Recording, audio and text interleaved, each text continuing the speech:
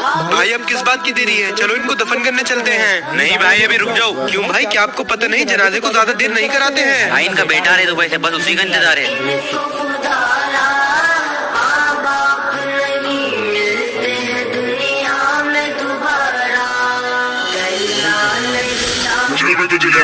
फरिश्ते थोड़ी देर रुक जाओ, मेरा बेटा आता होगा।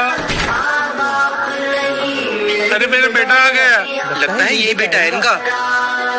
चल हट। पकड़ के जिसने तुम्हें चलना सिखाया। अरे ये सब क्या हो रहा है? चल चुप, इन्हें दफन कर देना और मैं जा रही हूँ दुबई वापस।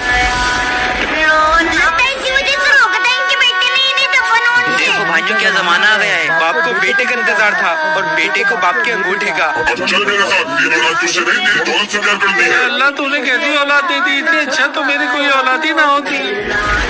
चलो जनाजा लेकर।